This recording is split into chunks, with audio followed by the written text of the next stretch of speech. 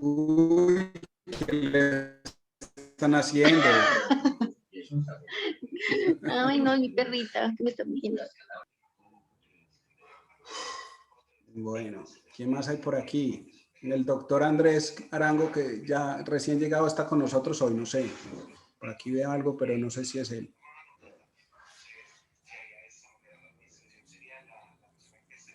Mafe, ¿tú conoces a Andrés? Sí, claro, yo lo conozco. ¿Por qué no aprovechas y le dices que si se conecta un ratico, así sea, para que se presente a los demás médicos y lo conozcan y sepan que también está por aquí, cuenten con él? Ah, bueno, la voy a escribir. Le escribo. Ya, De dale. una. Gracias.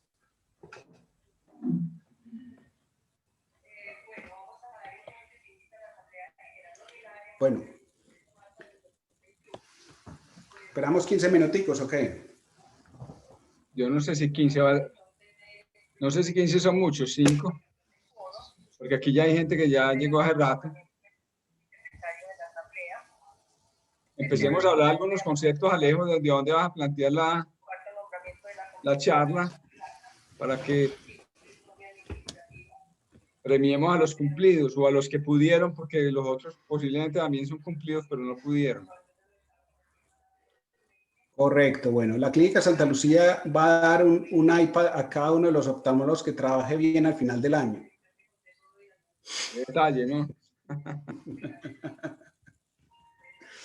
No, mentiras. El propósito de esta charla no es ni mucho menos coaccionar ni impedir que las personas manejen su criterio, ¿de acuerdo? El objetivo de esta charla será siempre pues contarles mi forma de pensar y ver la situación del glaucoma y cómo yo manejo los recursos en una sociedad que tiene limitación para estos, entendiendo pues que las cosas no son ilimitadas. Y a veces hay un sobreuso de recursos en parte por inexperiencia, de parte por inseguridad y en parte pues por ciertas adherencias a protocolos que no nos pertenecen, que les Así pertenecen es a la sociedad. contigo, mami. Cuando tú no estás, no has comido, estoy en ayunas. Bueno, Wendy. Ya la puse en mute. Bueno, yo veo ahí haciendo un paréntesis, contanos nuevos. Wendy es quién, perdón. No sé, hay gente que no conozco, la verdad, hay unos optómetras y tú sabes que no conozco a todo el grupo. Y hay unos médicos líderes de unas IPS que me pidieron que si los podíamos invitar para que ellos aprendieran algo de esto. Tampoco los conozco. Perfecto. Excelente. Bueno, entonces, siendo las 7:05, vamos a dar comienzo a la reunión. ¿Les parece? Muy bien. Ale, que Andrés va en un taco que apenas llegue ya se conecta.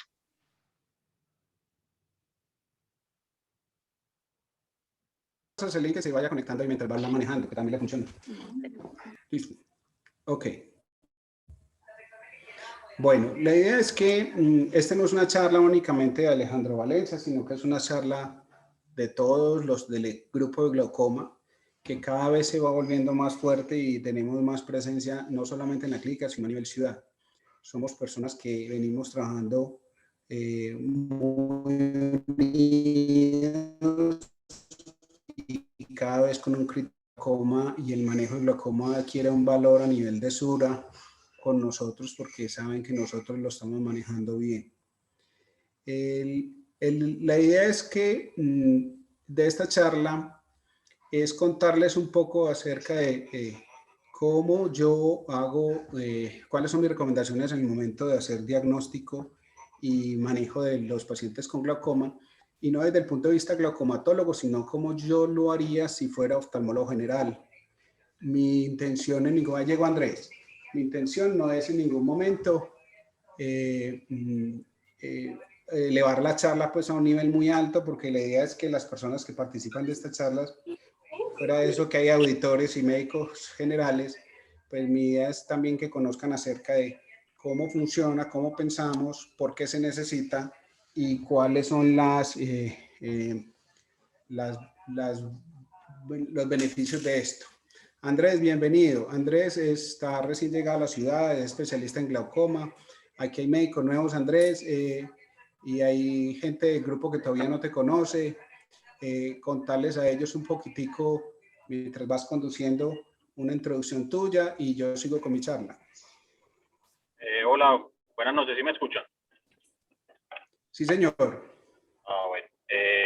Bueno, mi nombre es Andrés Arango, yo ya había trabajado pues en Santa Lucía antes de irme a hacer el pelo en el 2019 y pues alcancé a ver pues cómo era el funcionamiento de la clínica. Estuve en el 2020 en la clínica Foscali en la UNAP haciendo el pelo pues en glaucoma con el doctor Juan Camilo Parra y terminé ahorita a principios de enero y ya volví otra vez aquí a Medellín a instalarme pues a trabajar. Entonces llevo un mesecito aproximadamente otra vez en la clínica. Y bueno, soy oftalmólogo pues de la Universidad CES, egresado en el 2016. Perfecto, Andrés. Muy bien, bueno, muchas gracias. Entonces ya seríamos el grupo de glaucomatólogos de la clínica. Estaríamos conformados por Juan Manuel Palacio, José David Pablo, María Fernanda Neira, Erika Vallejo, Andrés y mi persona. No me faltó nadie, ¿cierto? Bueno, entonces hay un gran grupo de trabajo, un grupo humano trabajando con glaucoma que va a mejorar las oportunidades de los pacientes de ustedes para cuando los quieran remitir. Bueno, entonces sigamos. Vamos a dar comienzo entonces a la charla. Voy a compartir. Estoy deshabilitado. ¿Me compartes, por favor, me habilitas, José Omar, para poder compartir pantalla? Ya. Un momentito.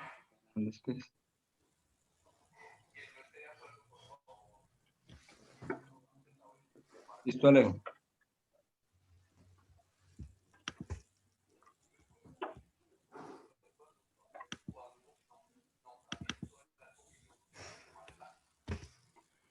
Bueno. Ahí me dicen si se ve. ¿Cierto? Se ve bien. Bueno. ¿Se ve bien, Alejo? Aquí me faltó el logo de Santa Lucía, pero la verdad es que no tuve tiempo y lo tenía en la otra charla y se me olvidó. Bueno, con respecto al conflicto de intereses, soy primo de José Omar. Espero que eso no genere un conflicto de intereses. No, la verdad es que mi intención no es, mi intención aquí es ser muy académicos y ser muy prácticos en cómo yo manejo las cosas. Bueno, lo primero que tengo que decirles a ustedes es que el glaucoma no es como están los libros. Una cosa son los protocolos, una cosa son las recomendaciones y otra cosa es cómo se nos presentan en el día a día los pacientes, que muchas veces ni el diagnóstico, ni el seguimiento, ni el tratamiento se hace como se recomienda en los libros, porque muchas veces los pacientes no tienen comportamientos típicos. El diagnóstico de glaucoma también es errático, pues los exámenes no son 100% precisos y los exámenes solo nos ayudan a confirmar lo que clínicamente pareciera ser un glaucoma. Los exámenes de diagnóstico presentan artefactos que afectan su confiabilidad, obviamente, y es muy importante conocer muy bien cómo funciona esa vía visual para poder nosotros inferir si se trata de un glaucoma o de una situación diferente a un glaucoma. Es muy importante identificar en cada paciente. Si tenemos una sospecha de glaucoma, no solamente nos tenemos que cuestionar si existe o no glaucoma, sino si decidimos que el paciente tiene glaucoma, la siguiente pregunta que nos tenemos que hacer es ¿cuál es el mecanismo? Entonces, si ustedes no resuelven esa segunda pregunta, ustedes no van a poder seguir adelante, porque lo más importante es determinar cuál es el mecanismo. Por favor, una voz de fondo que hay por allá.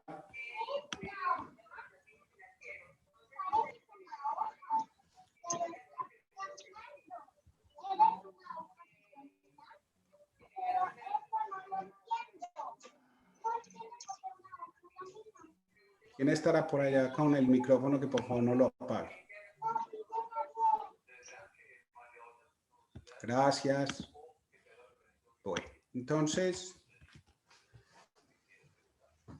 yo, por ejemplo, tengo una objeción personal con la definición actual de glaucoma, porque la definición actual de glaucoma no me permite a mí hacer un manejo racional de los recursos en términos de cómo yo en mi trabajo diario puedo realmente hacer que me rindan las cosas al máximo.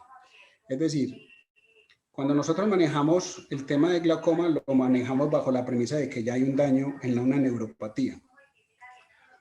Pero no estamos manejando realmente el mecanismo que está generando el daño ni lo que determina el riesgo. Por ejemplo, cuando yo manejo el tema como una hipertensión arterial, como sucede en las campañas de prevención de infarto, enfermedad cardiovascular en general, el tema que se hace a nivel de centros de salud como hipertensión arterial y eso, pues hace que los riesgos disminuyan porque se manejan desde ese concepto. El mecanismo por el cual un paciente llega a un infarto o una SB o una oclusión arterial de alguna otra manera, el factor de riesgo más grande es la hipertensión arterial. Nosotros como glaucoma tenemos esa dificultad, que nosotros no manejamos el tema de riesgo y no manejamos el tema de hipertensión ocular. Y yo pienso que el concepto está errado porque nosotros, si queremos prevenir ceguera, lo primero que tenemos que aprender es a manejar es el riesgo y es el factor de riesgo más importante, que es la hipertensión ocular. Y como tal debemos ver el paciente de esa manera. Entonces, en ese sentido, yo siempre he pensado que es muy distinto hablar glaucoma con hipertensión ocular y glaucoma sin hipertensión ocular. Entonces, yo puedo hablar de glaucoma primario de ángulo abierto, secundarios, de ángulo cerrado, ángulo estrecho, ¿cierto? Yo puedo hablar de todo eso, pero esa clasificación es importante, solo es importante en el paciente con glaucoma con hipertensión ocular, porque son mecanismos que producen hipertensión ocular. Pero cuando yo hablo de glaucoma sin hipertensión ocular, pues ahí no, debería ser se debe manejar diferente. ¿Por qué? Porque es que ninguno de esos mecanismos importa. Y como tal, si yo voy a mirar cuál de esos pacientes tiene más riesgo de llegar a la ceguera y yo defino esos dos grupos, estoy seguro que ninguno de este auditorio virtual me va a decir que estoy equivocado, y es que los que realmente tienen riesgo de quedarse ciegos son los pacientes con glaucoma con hipertensión ocular. Los pacientes con glaucoma sin hipertensión ocular sí tienen un riesgo de ceguera, pero mínimo. O si vamos a ver en la práctica nosotros, yo no conozco el primer paciente que se haya quedado ciego de ambos ojos por un glaucoma de tensión normal. Puede que de un ojo, pero no de ambos ojos. O sea, esos pacientes realmente nunca van a llegar a la ceguera, o es muy remota la posibilidad de llegar a la ceguera. ¿Qué tan importante es que, sin abandonarlos, yo dirija unos esfuerzos económicos a manejar a estos pacientes sin hipertensión ocular bajo los mismos parámetros de los pacientes con hipertensión ocular? Y yo creo que sería un desgaste económico muy grande, porque finalmente lo que interesa aquí es manejar el riesgo. Entonces, la invitación aquí es que yo, ¿cómo hago en el día a día mío? Yo me siento frente a un paciente con glaucoma y lo primero que me pregunto yo, ¿cuál es la posibilidad de que este paciente se me quede ciego? Bajo esa primera pregunta que yo me hago, es que yo trato de resolver el problema. Independientemente de que hayan críticas, porque finalmente primero, glaucomatólogos en la clínica somos muchos, pero somos muy pocos para la población colombiana. Especialistas en oftalmología somos muchos, pero somos muy pocos para la población colombiana, y hay una población muy grande que se está quedando sin atender, porque nosotros no estamos. Y la mayoría de nosotros, muchos estamos viendo EPS, pero muchos de los glaucomatólogos no están viendo mucha EPS, vemos un segmento muy pequeño de EPS. ¿Por qué? Porque pues, desafortunadamente las condiciones económicas han complicado el tema para uno seguir trabajando ahí. Pero sí es muy importante que si nosotros, pues es decir, nosotros como especialistas en glaucoma queremos estar ahí, pero queremos hacer también capaces a los oftalmólogos generales para que manejen la situación cuando nosotros no estemos ahí. Entonces ustedes tienen que ser muy tranquilos y muy objetivos al momento de tomar una decisión de si vamos a definir si un paciente tiene glaucoma o si lo vamos a tratar. Entonces, la primera perla que yo les tengo aquí es que la hipertensión ocular debe ser un diagnóstico adicional que acompaña el glaucoma y que determina el riesgo más alto de ceguera, y es el que realmente se puede tratar con mayor eficiencia y eficacia. La ausencia de hipertensión ocular va a suponer un glaucoma menos agresivo con un mínimo riesgo de ceguera. Entonces, ¿cómo se debe hacer el seguimiento de cada uno de estos grupos? Entonces, esa es una respuesta que cada uno se va a dar al interior de ustedes, ¿cierto? Yo puedo dar una sugerencia, pero lo más importante es que ustedes, cuando se enfrenten al paciente, definan unos tiempos, una cantidad de exámenes, algo en consideración al riesgo, no a lo que estamos viendo. Es decir, yo veo una excavación sospechosa en un examen de oftalmología y mi conducta como por protocolo, porque los libros dicen es hay que mandarle campo visual, fotos, tomografía óptica coherente, bueno, y ahí se fueron más o menos 400.000 pesos en hacer, y la paquimetría, y se fueron 400.000 pesos en eso. La pregunta es, ¿ese paciente se iba a quedar ciego? ¿Cuál es el riesgo de que yo tenga un paciente de esos con presiones de 10 y cuál es el riesgo de que tenga un paciente de esos con presiones de 25? Son dos pacientes completamente distintos. Solo nosotros podemos racionalizar el recurso en la medida en que nosotros nos sentamos frente al paciente y definimos realmente el riesgo que tiene cada paciente. Bueno, lo que se parece a, no sé si alguien tenga alguna pregunta o objeción a lo que yo estoy diciendo en este momento, pero de a uno.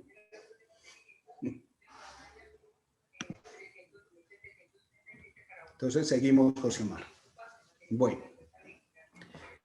Cuando nos enfrentamos a un paciente que pareciera tener glaucoma, entonces nos vamos a enfrentar a varias situaciones, ¿cierto? O tiene una hipertensión ocular y definitivamente es el grupo de pacientes de más riesgo, porque pues está demostrado que el aumento de la presión ocular es lo que más fácil va a llevar a la ceguera. No hay discusión y esos pacientes van a ser sin discusión motivo de seguimiento, evaluación y tratamiento.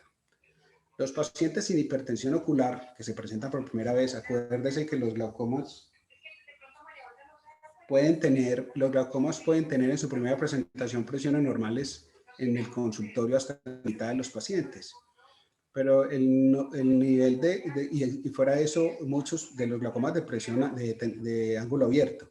Pero hay pacientes que también pueden tener mecanismos de ángulo estrecho y van a llegar con presiones normales al consultorio y solamente son pacientes que se les sube la presión dormido o cualquiera que sea el mecanismo que tenemos que inferir.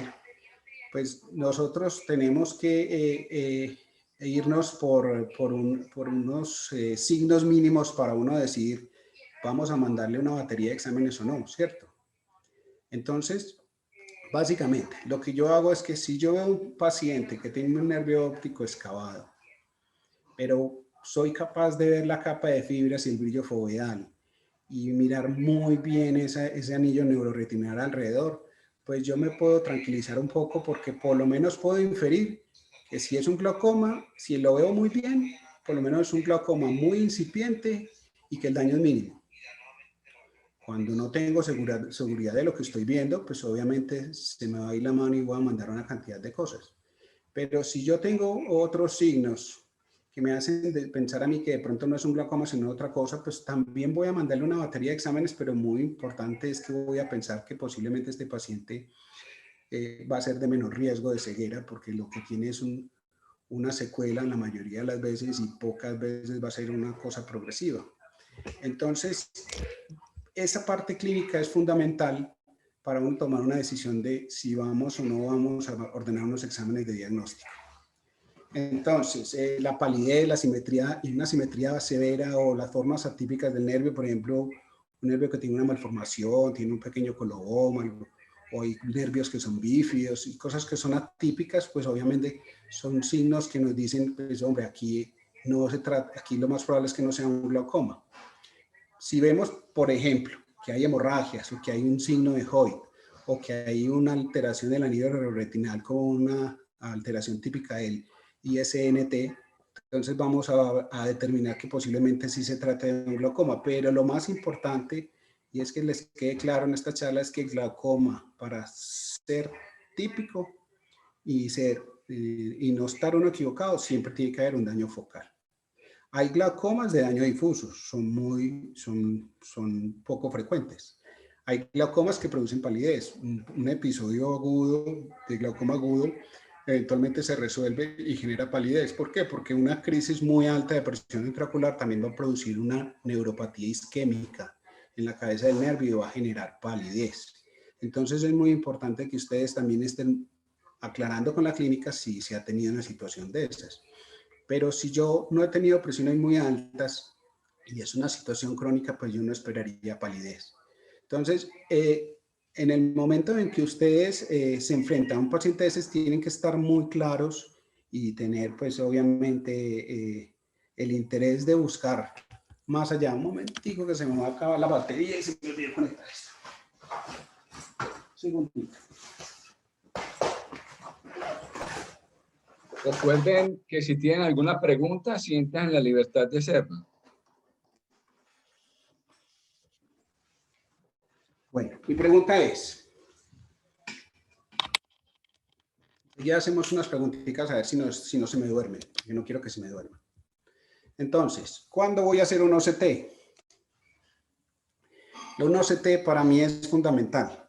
Y en esto sí tenemos que ser claros porque, aunque yo aquí me puedo meter en camisa de 11 varas, porque la idea es que, a ver, una de las preocupaciones grandes de Santa Lucía es que el OCT se está sobreformulando.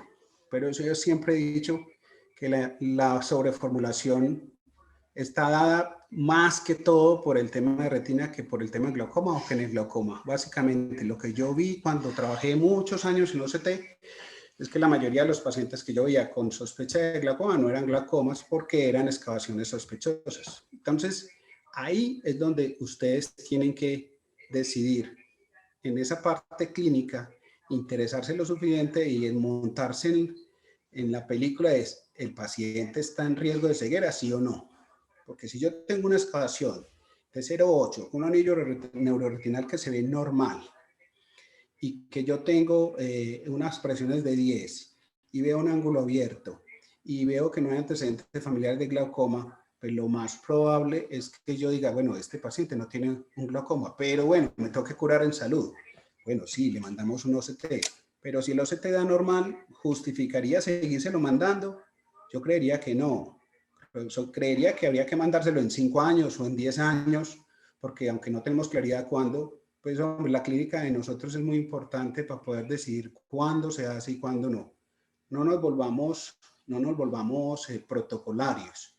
No nos llenemos de, la cabeza no debe funcionar, es que esto es una receta y tenemos que hacer esto y esto y esto. Es el criterio de nosotros el que prima y el que tiene que definir esto. Todo paciente con hipertensión ocular tiene que tener un OCT. Todo nervio excavado, que a mí me parece que no es normal, debe tener un OCT. Cuando yo tengo un mecanismo de cierre angular, por ejemplo, otro tipo de glaucoma, y yo creo que ha podido haber un daño, aunque no sea muy evidente, a veces nos pasa. Yo le encontré al paciente un cierre angular, la presión no estuvo alta, ya mejoró, y el nervio se ve sano, pero yo quiero saber si se dañó o no. Esa es una indicación. El nervio no se dañó y las presiones siguen normales, bien. El nervio no se dañó y las presiones siguen en el límite, pues hay que hacerle un OCT. ¿Justificar hacérselo cada año?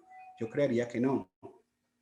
Pensaría que si la presión está en un límite normal, o 21, o 20, entonces justificar hacer un OCT cada año, yo no sé. Eso depende de cada uno de ustedes y ustedes tienen que aprender a manejar eso bajo su propio criterio en consideración al riesgo. Y lo último que nos puede pasar es que hay un antecedente familiar de glaucoma. Puede pasar. Hay gente muy de malas que va al consultorio de uno y le dicen a uno que tienen un familiar con glaucoma y uno, como tiene el juguete, le hace un OCT y le dio alterado. Y uno dice, pero ¿de dónde tan de malas? Yo lo veía como normal. Le veía el nervio óptico normal, no le he hecho un campo visual, me dio por hacerle un OCT y ¡tum!, le dio alterado. Eso también puede pasar, pero la pregunta es, esa persona que tiene un antecedente familiar, que no está sintomático y que el nervio lo veo sano y las presiones son normales, ¿tiene un riesgo alto de ceguera? Posiblemente no. ¿Se justificará a todo familiar hacerle un OCT? Posiblemente no. ¿Cuál es el riesgo de que alguno de esos pacientes con esas características se quede ciego en el transcurso de 10 años? Creo que no es ni el 1%. Entonces la pregunta es, tenemos que ser prácticos, tenemos que racionalizar, pero es más importante que ustedes de verdad formen su propio criterio en consideración al riesgo. No sé si alguien tenga una pregunta en este momento.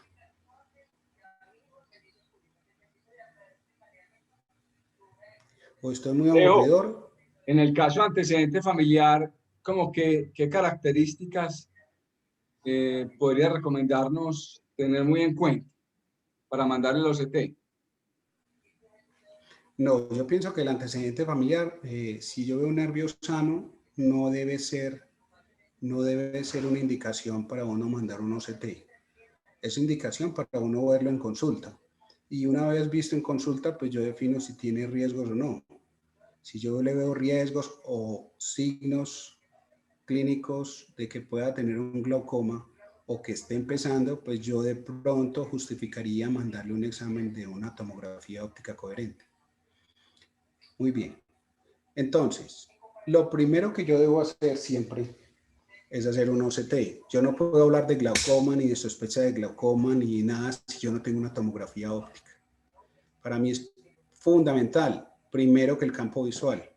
El campo visual nos va a detectar menos tempranamente la enfermedad que la tomografía óptica. Es decir, aquí puede haber una discusión entre los glaucomatólogos y vuelvo y repito, esta es una percepción personal de cómo yo manejo las cosas en consideración al riesgo. Pero yo no soy de los que voy a mandar una batería de exámenes en todo paciente porque el campo visual, la paquimetría, todo eso, porque en mi opinión es más importante es yo estar primero seguro si estoy enfrentándome a un paciente con glaucoma y no ante una situación que puede ser similar a un glaucoma y no es un glaucoma.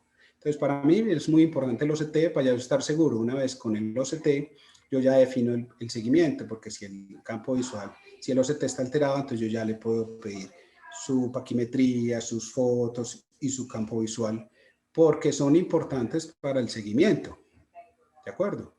Pero no para el diagnóstico. El diagnóstico me lo va a dar la clínica y me lo va a confirmar la tomografía. El campo visual nos va a confirmar que el OCT tiene un daño estructural y que el campo visual y que eso le produce un daño funcional. El daño funcional no es estático y no es 100% igual al del OCT. ¿Por qué? Porque a veces hay peor daño del campo visual que lo que uno ve en el OCT y viceversa. A veces no hay ningún daño en el campo visual y el OCT es completamente patológico. Porque el campo visual solo va a reflejar los defectos focales y es lo que va a aparecer como alterado. Y segundo, porque el campo visual siempre va a generar, el campo visual en consideración al OCT siempre va a producir, bueno, siempre va a tener artefactos que va a generar pues cierto nivel de credibilidad. Y bueno, es eso. Sigamos acá. Entonces, la tomografía óptica para mí es el examen reina de la patología de glaucoma. Es un examen que tiene una especificidad, una sensibilidad muy alta en todos los estudios mundiales, con todos los equipos, por ejemplo, de estadísticas del Spectral Domain. Y realmente uno cuando habla de que tiene una seguridad de más del 90% de que con el examen va a definir una situación clínica, pues lo deja a uno bastante tranquilo. Si uno mira esta misma gráfica con respecto al campo visual, no llegamos ni al 65%.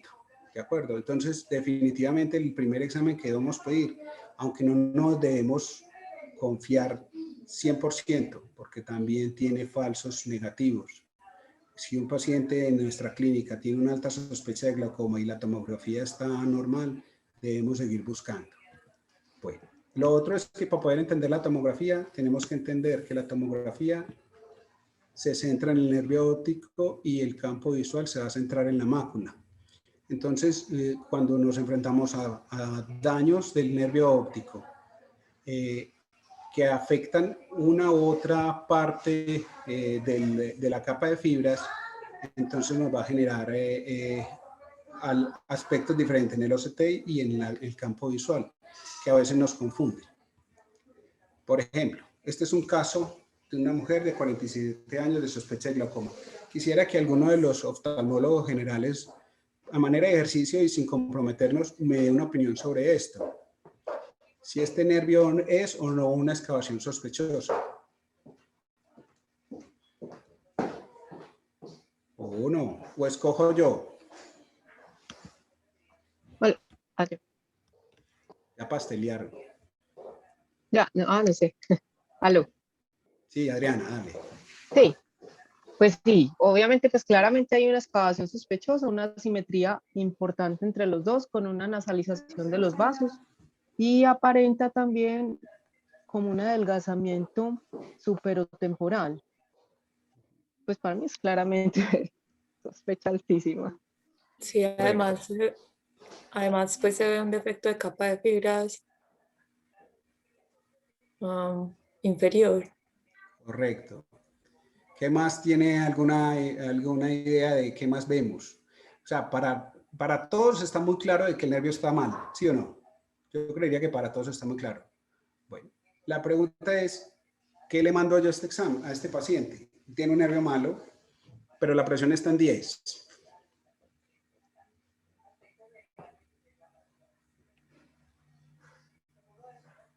Yo a ese paciente de entrada le mandaría el OCT, incluso la paquimetría, porque si son paquimetrías delgadas, pues obviamente me aumenta más la sospecha. Y probablemente dependiendo de la edad, también yo le mandaría los campos visuales, pues por la gran asimetría. Bueno, ahora te hago la pregunta otra vez. Y fotos. Mira, el ejercicio Sí. es bastante chévere. ¿Cuál es la probabilidad de que ese paciente de 47 años con ese nervio óptico y la presión en 10 se vaya a quedar ciego?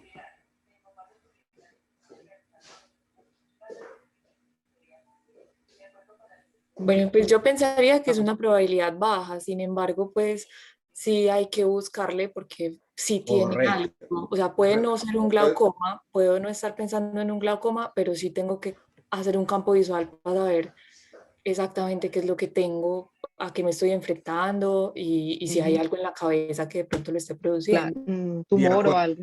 Entonces, lo primero que yo hago es que primero me aseguro y le mando un OCT y lo cito a revisión. Porque, pues, si yo miro a este paciente, ¿cuál es la probabilidad de que este paciente se quede ciego en un mes, 2 meses o 3 meses mientras me trae el campo visual?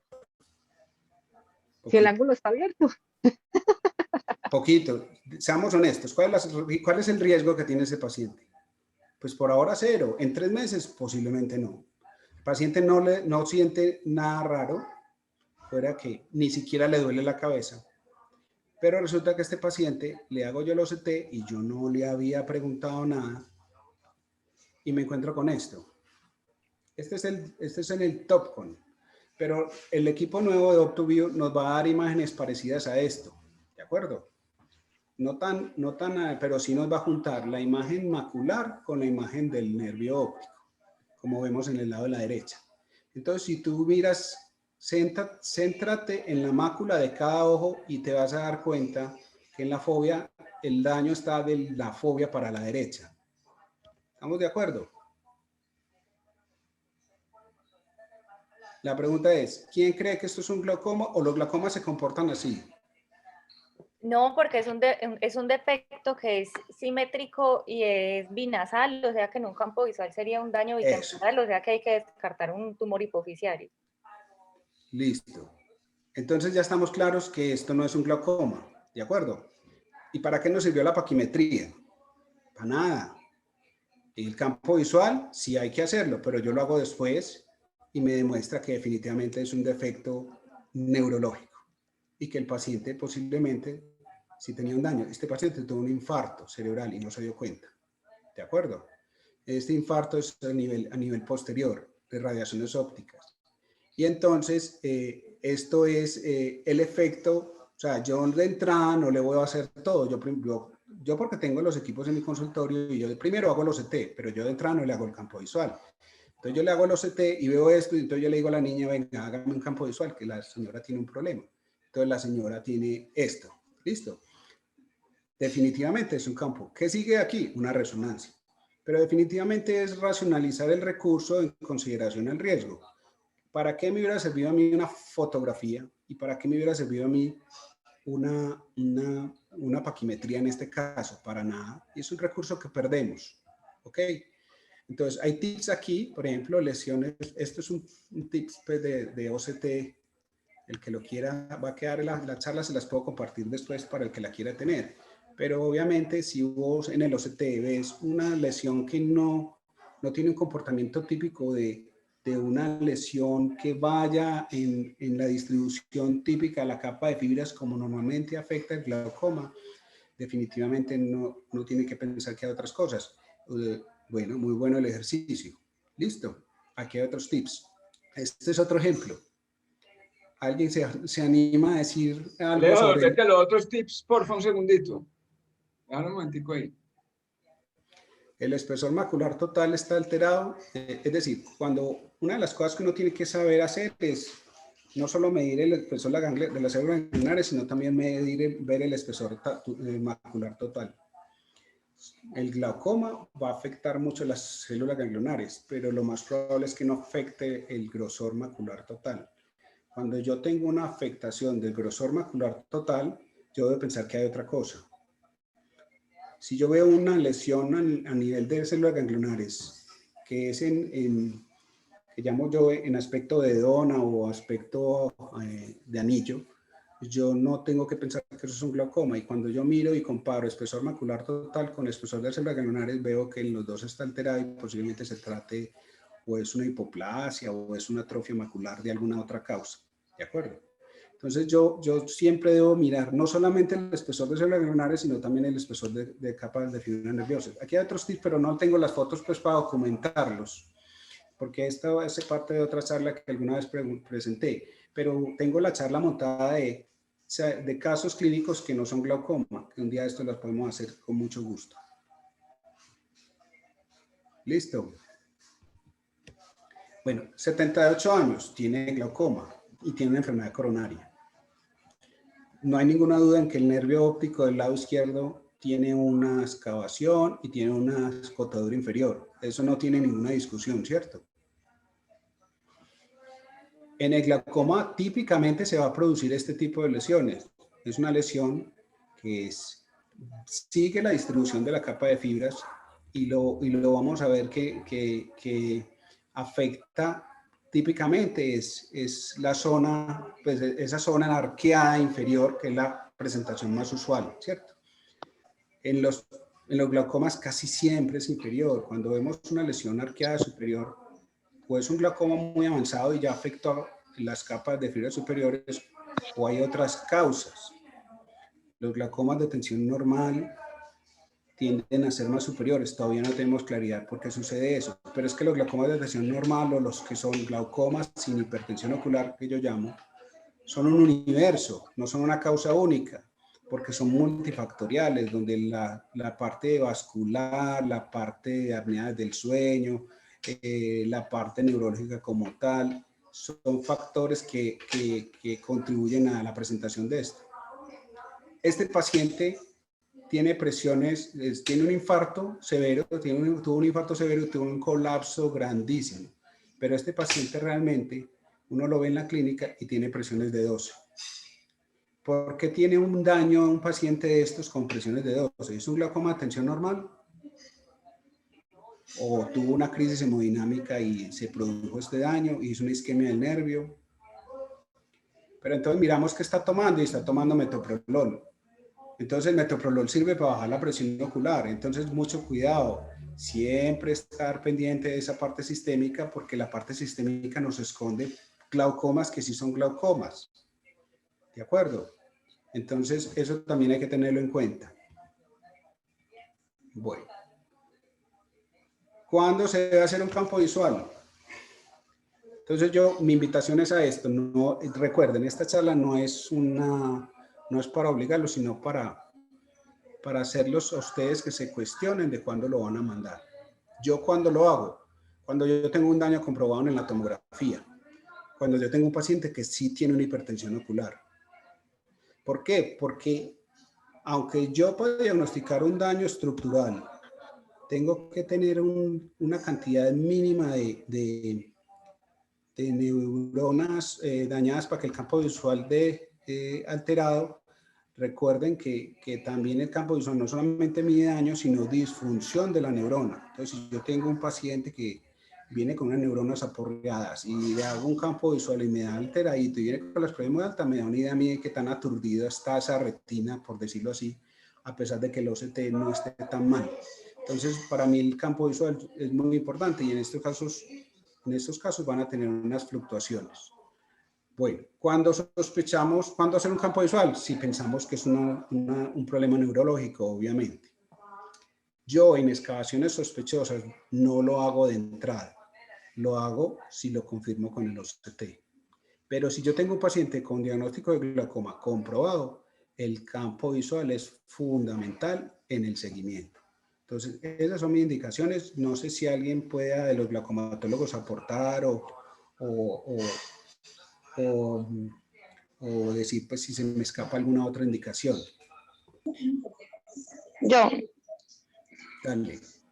cuando, pues ya todos sabemos, cuando tenemos glaucoma más avanzado, el OCT tiene un efecto piso. Entonces, también para hacer seguimientos al glaucoma más avanzado, el OCT a veces pierde un poquito Correcto. de funcionalidad. Entonces, realmente el seguimiento ya en pacientes con glaucomas avanzados que tienen el efecto piso en el OCT, les podemos hacer seguimiento con campo visual 24/2 o a veces en su mayoría 10/2 también.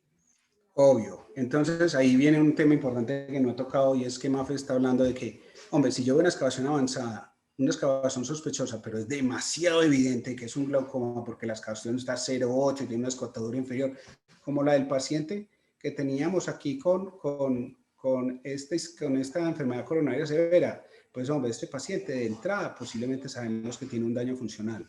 Aquí de entrada uno sí le mandaría un campo visual, pero estamos ya completamente seguros de que sí hay un daño.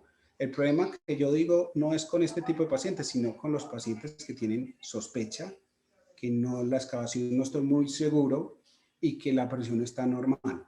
Espero pues que no se confunda el mensaje. ¿De acuerdo? Bueno. ¿Cuándo hacemos fotografías del nervio óptico? Todo paciente con glaucoma comprobado, una sola foto inicial y luego para comentar una progresión o en caso de hemorragia o algún pues, evento especial. Todo paciente con excavación sospechosa y con riesgo real de glaucoma. ¿De acuerdo? O sea, si tenemos un mecanismo comprobado, tenemos una excavación sospechosa, el paciente está con presión alta, ¿sí me entendés? Y todavía, pues, y nosotros vemos que el OCT está normal, pero yo sí le quiero tomar una foto a este paciente para que yo más adelante compruebe si eso. La pregunta es, ¿cuándo se va a repetir la foto? En muchos protocolos internacionales hablan de repetir la foto cada año. Yo pensaría que a la luz de las mejoras que ha tenido la tomografía óptica, yo creo que esa foto pasa, inclusive muchas veces la lleva el paciente y uno ni la mira. Yo me cuestiono mucho sobre cuál es la verdadera utilidad hoy en día de la foto con el OCT, cuando el OCT también está tomando fotos de alguna manera, porque ya viene incluido con el equipo, pues la toma la foto ahí más o menos. Entonces, mi propuesta, y no es una obligación, yo no le hago la foto cada año. Si yo veo que el paciente tiene un nervio atípico y lo quiero documentar, o es una neuritis óptica, o tiene un drusen, o alguna cosa que yo quiero que quede el registro en la historia clínica, o que el médico que lo va a ver después también lo pueda ver, pues yo sí quisiera que el paciente llevara la foto y la guardara en su portafolio.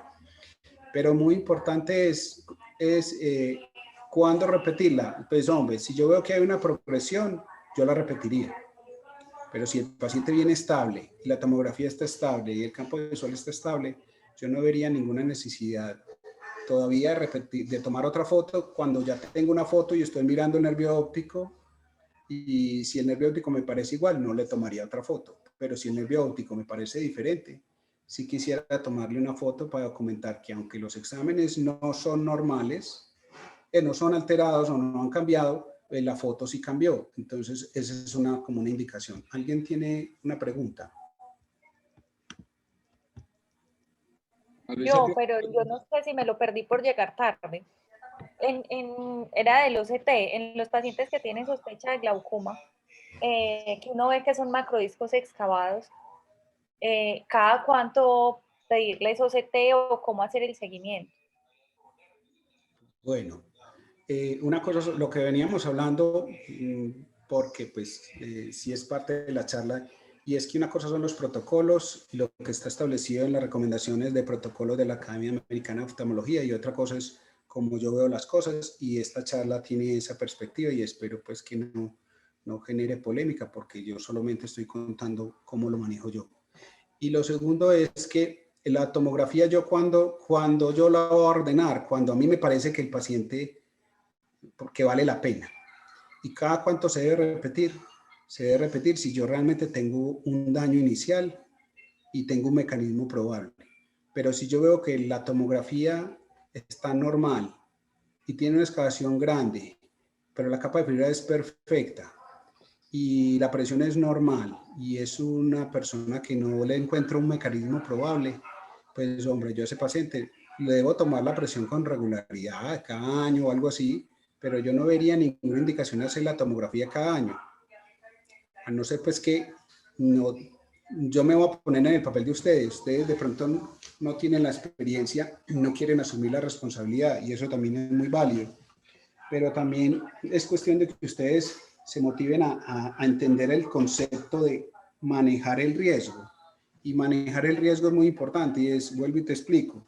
Siéntate al frente de tu paciente y define cuál es el riesgo que tiene esa persona que está enfrente de ti de quedarse ciego. Y dependiendo del riesgo que tú le estés determinando, define la regularidad con la que le vas a hacer los exámenes. No sé si eso resuelve tu pregunta, pero es como la idea que yo estoy ofreciendo en esta conferencia. Sí, doctor, muchas gracias. Perfecto. Bueno. Uno se OCT cada año en el paciente que lo necesite. Hacer un campo visual cada año o cada 6 meses si lo amerita. Nosotros como glaucomatólogos a veces quisiéramos hacer un campo visual cada 6 meses porque hay pacientes muy delicados, pero el sistema de censura no nos lo permite y eso para nosotros es muy engorroso. Entonces aquí es una invitación a que José Manuel nos ayude a que por lo menos los glaucomatólogos nos habiliten a nivel de la historia clínica que podamos hacer un campo visual cada 6 meses. La paquimetría, ¿cuántas veces se debe hacer? Yo veo que mucha gente la manda y la vuelve y la manda y sigue y la manda.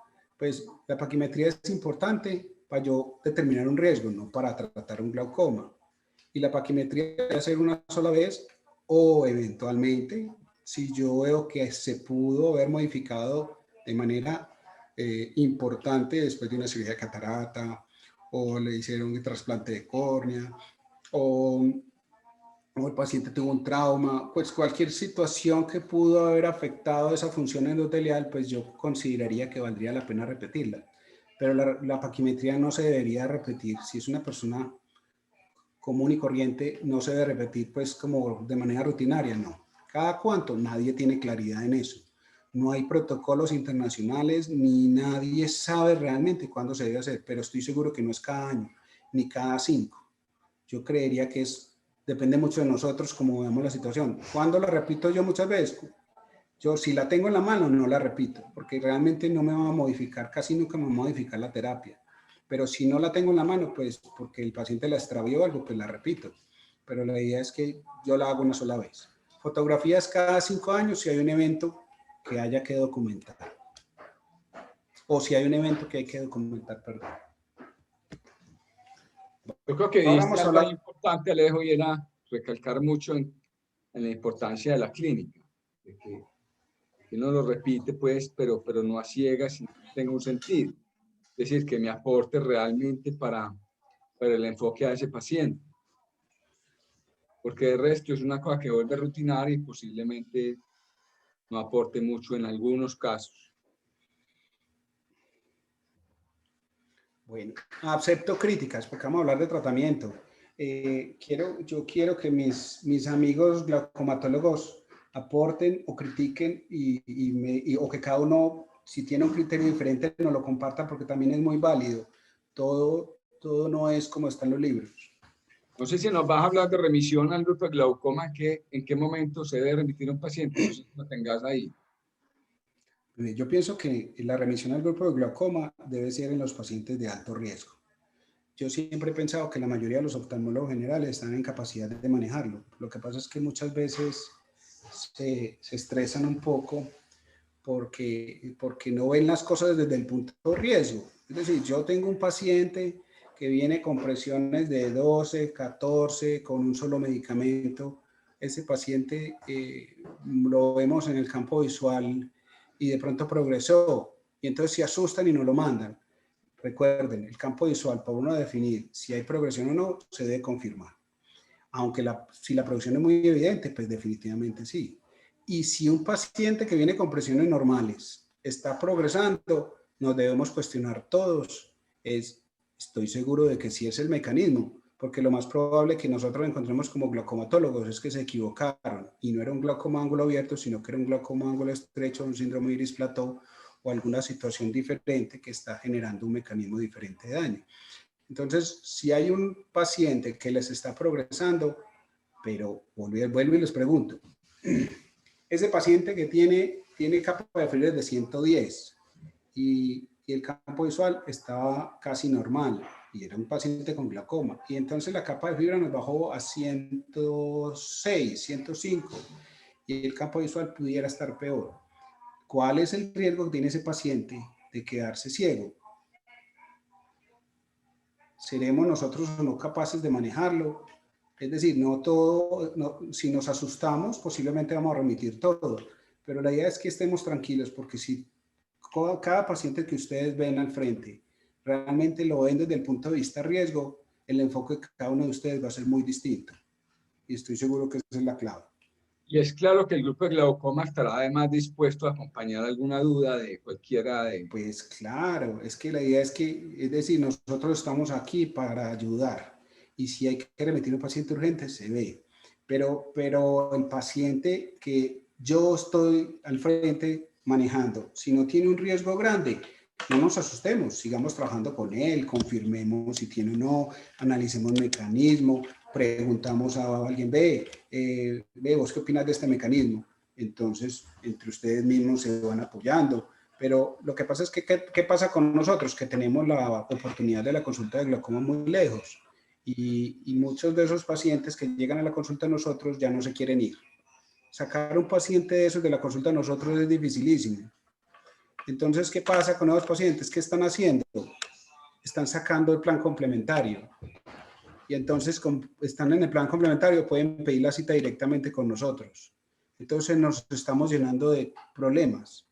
Y ustedes son los que nos tienen que ayudar a que realmente el que llegue a la consulta de glaucoma sea un paciente no necesariamente crítico, pero definitivamente un paciente inestable que amerita que alguno de nosotros lo estabilice o nos ayude también a determinar si el problema es un glaucoma o no, porque también para eso estamos. Pero es muy importante que no lo dejemos ahí. Es decir, al paciente le vamos a decir, usted va a ir allá, pero vuelve y vuelve conmigo. Y nosotros lo que vamos a hacer es que cita con el oftalmólogo general y el oftalmólogo general nos lo va a remitir a criterio personal a revisión con nosotros. Porque si el paciente no tiene claro que va a volver, para nosotros es un chicharrón devolverlo. Una pregunta de Ganatobón. Doctora. Sí, qué pena estaba yo con el ST. Lo que pasa es que también hay unas partes, por ejemplo, cuando uno encuentra, digamos, yo tengo una excavación sospechosa, le mando el OCT y encuentro el defecto focal, o bueno, en fin, alguna cosa que va a arrancar o tratamiento o seguimiento dependiendo pues de la situación. En unas partes dicen como mandarlo cada 6 meses para poder tener pues inicialmente por 2 años, supuestamente, o por lo menos 3 mediciones, para uno poder tener una base. ¿Qué dicen pues como en cuanto a eso? Porque yo normalmente lo mando anual. Pues tiene que ser demasiada sospecha o que yo diga, no me gustó este OCT para repetirlo antes, pero sí me causa gracia, pues como uno tener como una base, como un GPA para poderle hacer el seguimiento en el mismo, pues en la misma máquina, en el mismo OCT. Mira, la variabilidad que tiene la máquina que tiene en este momento Santa Lucía de OptoView es de menos de 3 micras. Yo no creería que eso sea necesario, y la verdad hay que creerle al equipo que ya va teniendo una alta tecnología, como la tiene el equipo que yo tengo en mi consultorio, el Topcon.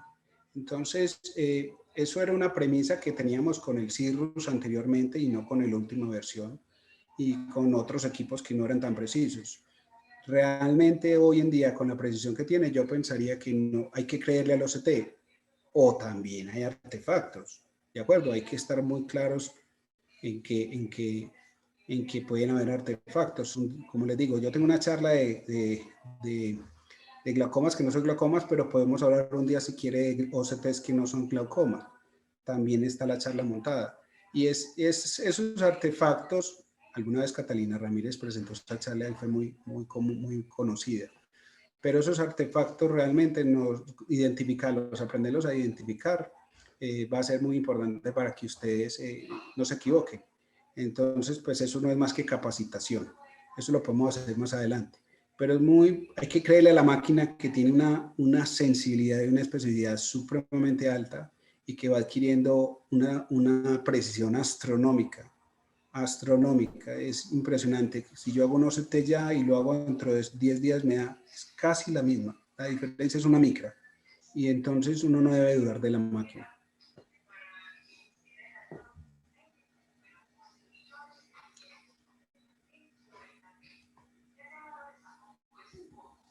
Bueno. ¿Alguna otra pregunta antes de empezar el tratamiento?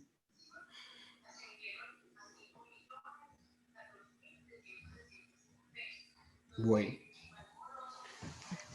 Otra vez yo.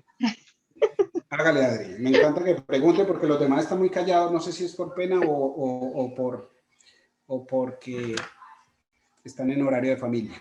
En horario familiar.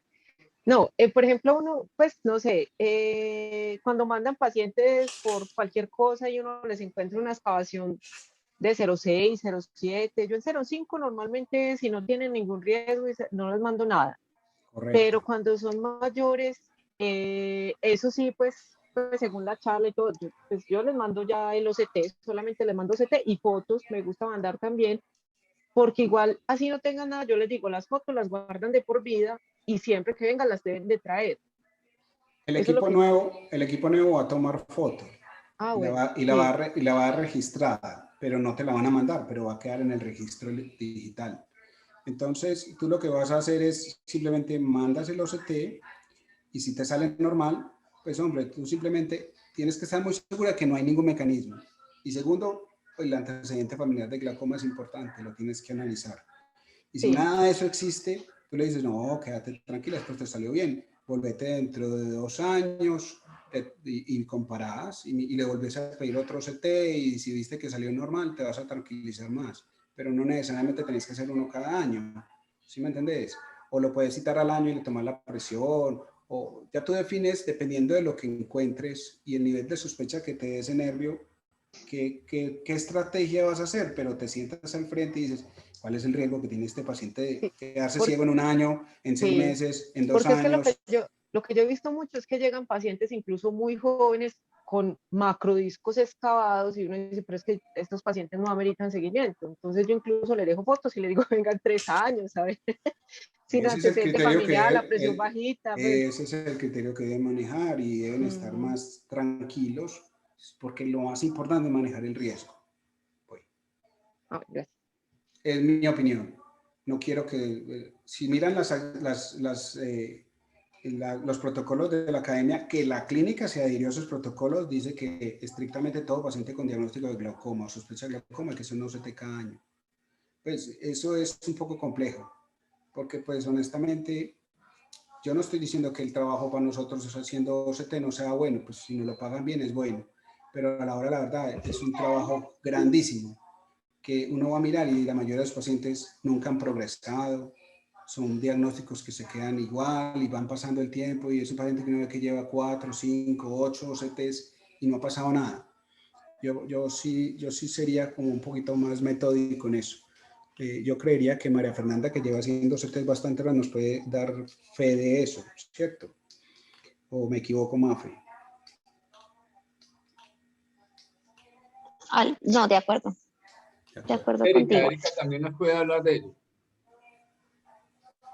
¿Cómo? Realmente uno sí ve eso, que dice el doctor Valencia, uno ve una estabilidad, que pacientes incluso con sospecha de glaucoma que tienen 4 o 5 y todos normales, sí se ven excavaciones grandes, entonces le hacen seguimiento, pero en general a mí me parece que están bien, pero sí, se ve mucho que así tengan glaucoma, están estables y siguen OCT, OCT, OCT, que se podría hacer un campo visual, bueno, ir intercalando mejor esas ayudas diagnósticas, pero sí, sí como los OCTs de estabilidad sí se ven.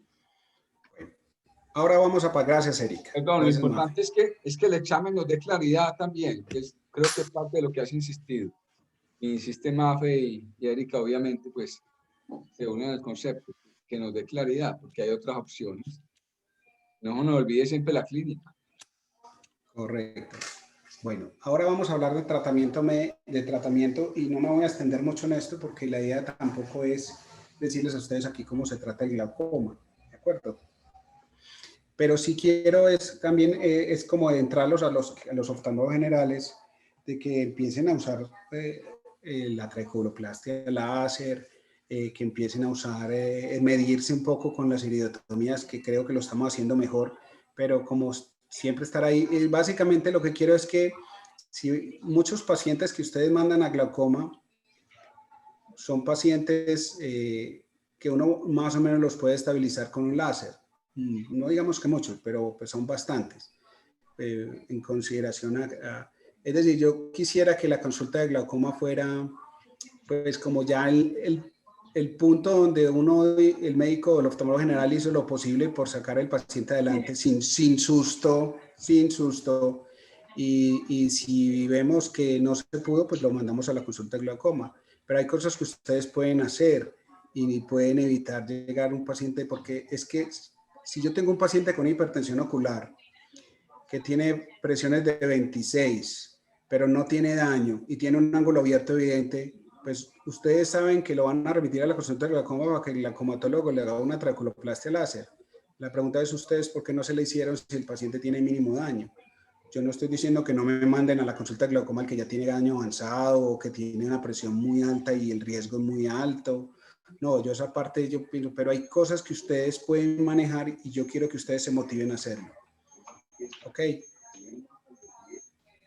Lo primero que yo les voy a recomendar a ustedes es que uno ve muchos pacientes que llegan a la consulta de glaucoma muy polimedicados.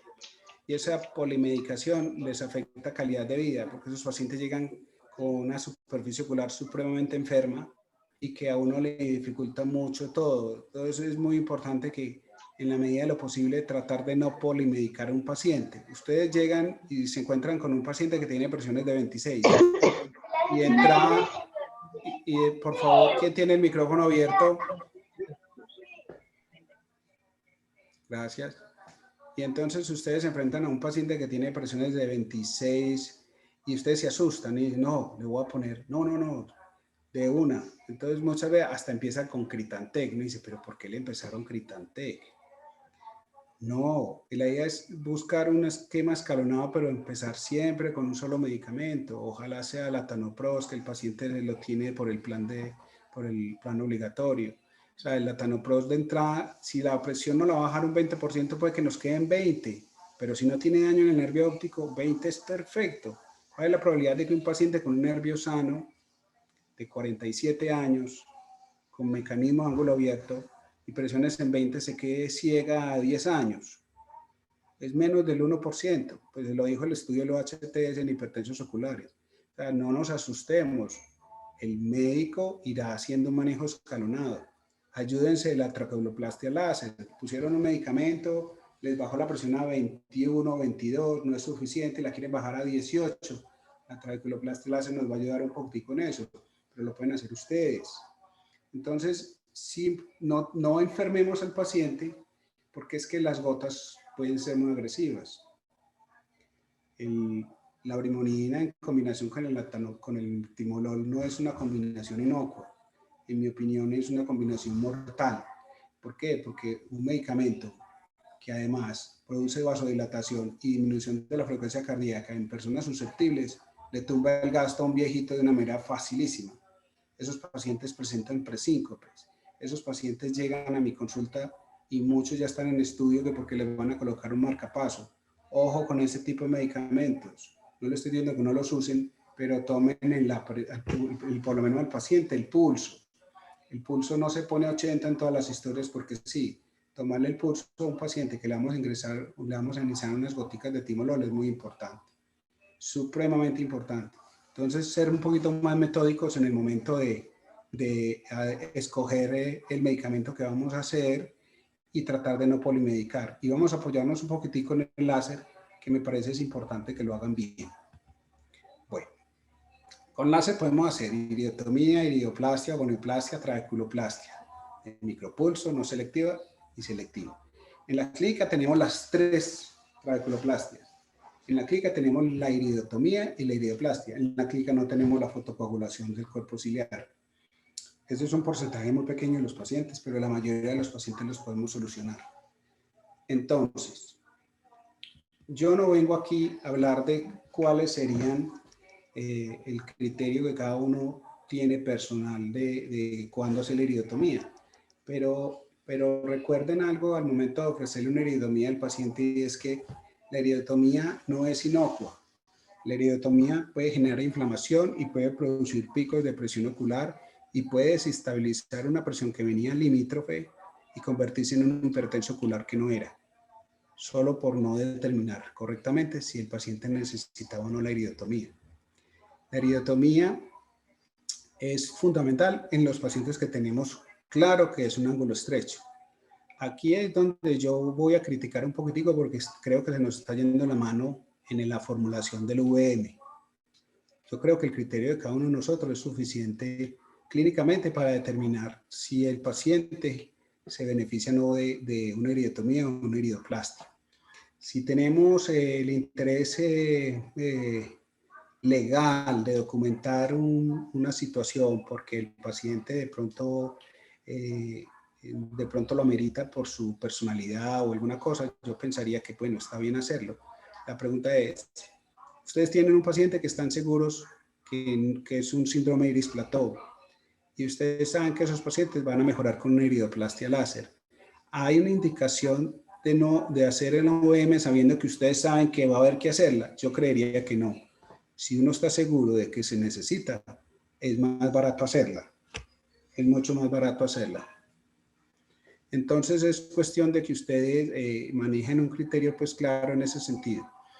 Aquí me pueden matar mis glaucomatólogas amigas y el doctor Arango porque estoy diciendo que el oftalmólogo general debe hacer cosas que son un poco más especializadas, no tengamos miedo.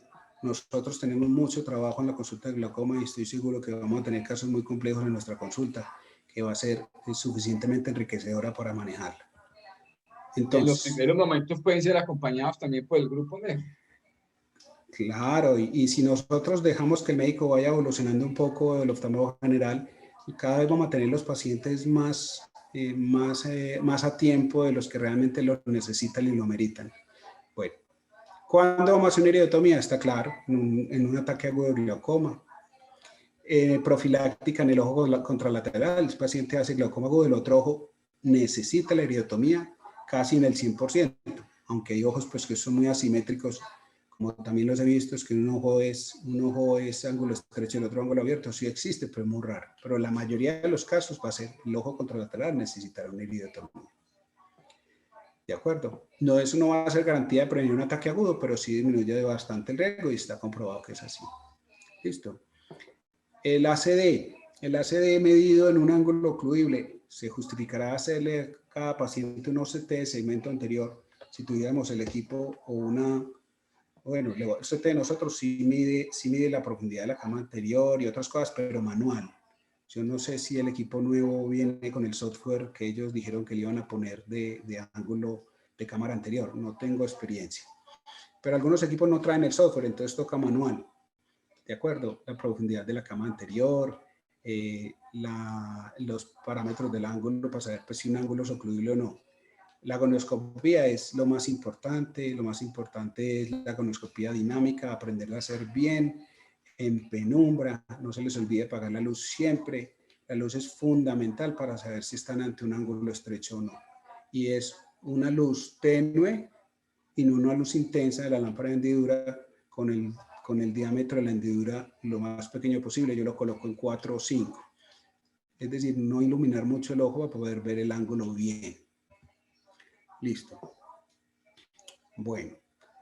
En el glaucoma crónico de ángulo estrecho, si ya está establecido, ya tiene sinequias, hacer una iridotomía, la verdad, no va a evitar la progresión. ¿De acuerdo? Ahí hay una situación donde dice, bueno, mejora los síntomas porque el paciente va a dejar de hacer tantas crisis, pero igual el paciente va a seguir hipertenso y va a necesitar los medicamentos y en sí, ¿qué desventajas va a traer? Usted va a hacer un paciente de una iridotomía y el riesgo de catarata va a ser más grande. Y eso genera pues más impacto en nosotros porque pues va a aumentar un poco el costo. Pero si yo veo que el paciente lo amerita, hay que hacérselo. Pero si yo veo que ya tiene sinequias por todos lados, ese paciente ya es para una trabeculectomía. Aquí nos vamos a desgastar con una iridotomía si ese paciente ya necesita un procedimiento distinto. O una cirugía de catarata con una liberación de sinequia en el liberación de goniosinequias y eventualmente pudiera compensarse. Pero la mayoría de esos pacientes requieren un manejo distinto y no es la iridotomía la solución. Cuando tenemos un bloqueo pupilar inverso o cuando tenemos otras situaciones, ¿de acuerdo? Por ejemplo, el vitrio o tenemos, bueno, esos son casos pues más especializados, pero en el paciente típico de ángulo estrecho, pues ustedes lo van a hacer, ustedes tienen el criterio muy claro, pero es muy importante pues que ustedes realmente se motiven a hacer muy bien la gonioscopía. Yo aquí voy a hacer una cuñita, José Omar, y es que en los consultorios de cada una de las sedes hay muy poquitos gonioscopios de 4 espejos. Si quiera tener en cada una de las sedes uno más, no uno para el glaucomatólogo, sino otro más para que el que lo necesita lo pueda usar. Bueno, listo. Nosotros en la clínica quisimos implementar el sistema de clasificación de Schaffer. Y lo que yo les propuse es que cuando lo escribiéramos en la historia Sura, que no tenemos dibujito ni nada,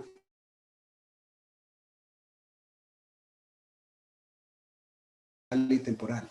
Entonces ponemos, y no necesariamente ponemos, pero ya sabemos que el primer número corresponde al inferior, después el superior, después nasal y temporal.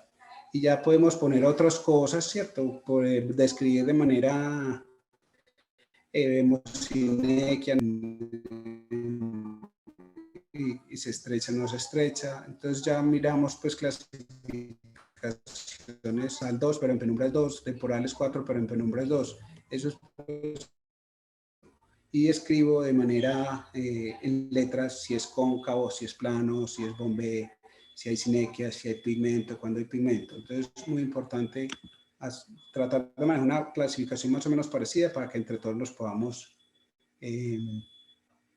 comunicar. Bueno, estas otras indicaciones ya hablamos de eso. De la técnica, yo creo que aquí no hay mucho que decir, todos manejamos muy bien la iridotomía. Con respecto a la iridotomía, esta es la técnica mía, se está viendo. Este es un video grabado en la clínica, entonces yo siempre escojo el cuadrante temporal.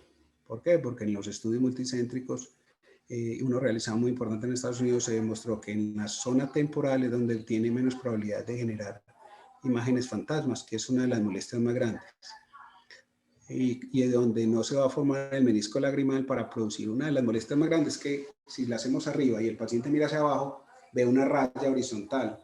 Eso es súper incómodo para el paciente, entonces yo trato de hacerlo siempre temporal. Y lo otro es que cuando hacemos la iridotomía, tenemos que buscar siempre una cripta.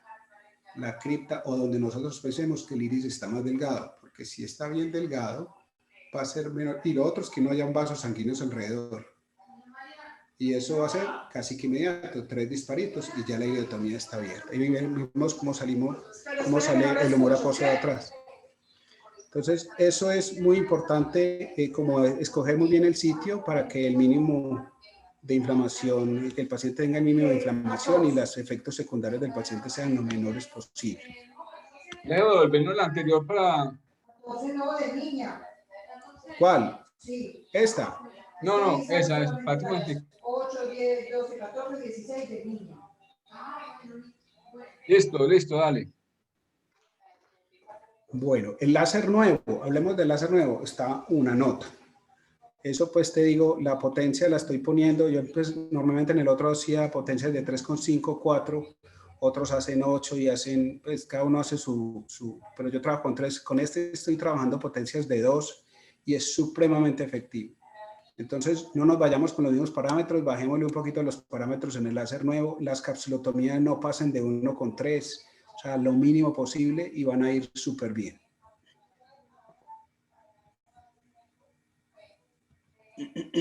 Complicaciones, hablemos de las complicaciones, no son inocuas. La mayoría de las complicaciones van a ser leves. La ifema es muy frecuente, pero normalmente es muy leve. Traten de que no sea tan fuerte. Siempre que tengan un poquito de ifema, presión en el ojo para que no sangre, es muy importante. Todos van a tener iritis, es la regla. Ojo con las hipertensiones oculares, ojo con las oclusiones de vena en una crisis de hipertensión ocular, no las descuiden.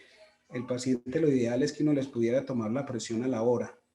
Uno se confía de que la medicación con brimonidina es suficiente para evitar un pico, pero yo pues honestamente soy muy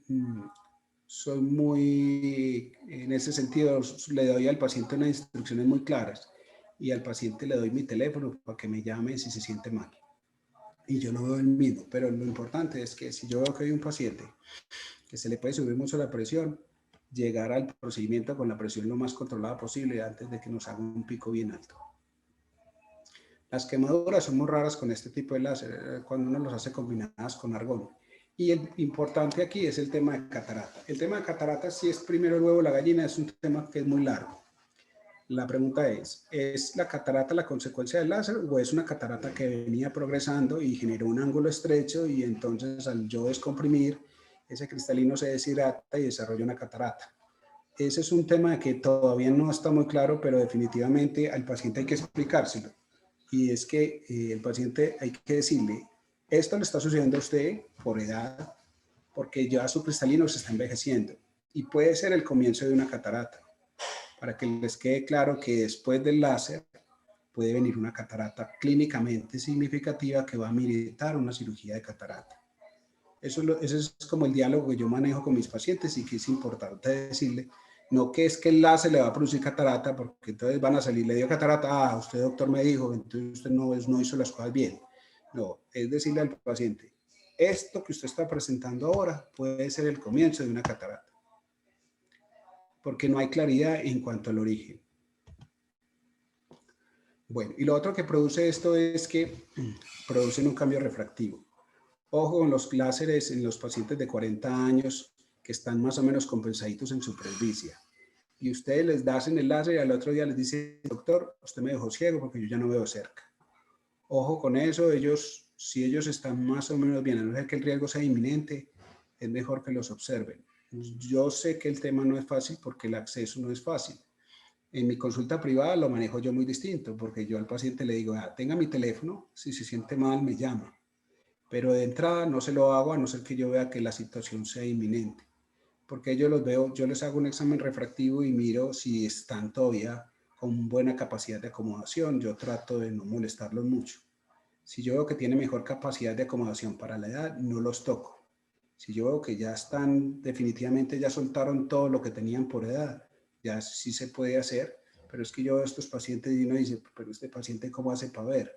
Tiene una hipermetropía de +2 y no usa gafas sino para cerca y de lejos ve perfecto. Y yo le hago una iridotomía a ese paciente y al otro me dice, doctor, ya no veo. Entonces es muy importante ser muy cuidadosos de cuándo le vamos a ofrecer una iridotomía a un paciente de estos y ser muy cuidadosos en cuando el paciente está usando todavía su acomodación, porque la iridotomía va a generar un desplazamiento de ese diafragma iridocristalino hacia abajo, cambian los vectores de acción del cristalino y cambia la acomodación. Es supremamente claro. Hay otros riesgos muy bajos, pues el desprendimiento del vítreo posterior es la regla en la mayoría de los pacientes mayores de 50 años. El edema macular cistoideo se me ha presentado a mí, tengan mucho cuidado, muy raro, pero se me presentó una vez en un paciente. Y la membrana hiperretiniana en un paciente una vez se me presentó en ambos ojos. Eso me ha pasado a mí, es muy raro, pero puede pasar. Listo. Bueno, este tema de cuándo hace la profiláctica es un tema de de cada uno debe manejar en consideración al riesgo que tiene ese paciente y al acceso al sistema de salud. Hay pacientes que no llegan fácil. Erioplastia. Erioplastia son las quemaduras alrededor del iris. La única indicación que yo tengo clara para esto es el síndrome de iris-plató, pero no todos los síndromes de iris-plató. Si es un paciente que tiene un poquito de catarata, lo mejor es pensar en que hay que operar la catarata y aquí hay que definir el cuándo y el con quién y cómo, porque no todas las oftalmólogos van a tener la habilidad para operar cámaras estrechas, que usualmente es lo que acompaña a este síndrome de iris-plató. Entonces, si yo tengo un paciente que viene con una iridotomía, el ángulo sigue estrecho y el paciente está con presiones normales y está asintomático, yo solamente lo observo, le hago exámenes de control, mire que no esté progresando, le tomo la presión, no se me sube, me quedo tranquilo. Si el paciente viene y dice que está sintomático, la molestia más grande de estos pacientes es cuando leen. Estos pacientes empiezan a leer y les toca parar porque se fatigan. Se fatigan porque el ángulo se les estrecha con la lectura y los hace parar. Esos pacientes son los que más se van a beneficiar de este tipo de láser de iridoplastia. Y es lo que, y se justifica si el paciente es joven, si el paciente no tiene, la mayoría de los pacientes de iris-plató son más jóvenes que los pacientes de iridotomía. Entonces, si estos pacientes son jóvenes y podemos mejorarles el síntoma, pues van a estar más cómodos. Pero eso no va a bajar tanto el riesgo y esa es la discusión que hay con la iridoplastia. No, es que la iridoplastia no baja el riesgo de glaucoma. En cambio, la extracción del cristalino sí. Ojo con eso, que no todos somos extremadamente buenos cirujanos de catarata. Lo que sí podemos es mejorarle la calidad del paciente, la calidad de vida del paciente. Una iridoplastia les mejora calidad de vida, pero no va a impedir que van a usar gotas, que posiblemente van a quedar usando gotas para la presión del ojo si la presión está alta. Un paciente que viene con ángulo estrecho, le hacemos una iridotomía, la presión está alta y vemos que la gonicopía sigue estrecho, hacerle la iridoplastia no le va a bajar la presión. Está demostrado que no la va a bajar, pero lo puede hacer sentir mejor si se justifica. Si un paciente de esto viene con la presión muy alta, no es de iridoplastia, es de tomar de una vez la decisión de mandarlo a glaucoma para que le haga una trabeculectomía o le hagan una extracción de cristalino para bajar la presión, pero es una decisión que va a tomar el glaucomatólogo preferiblemente. ¿De acuerdo? No sé si alguien tenga una pregunta en este momento. Ya les voy a hablar cómo la pueden hacer. ¿A alguien de acá le da miedo hacer iridoplastia? ¿Piensa que no está capacitado, no está seguro?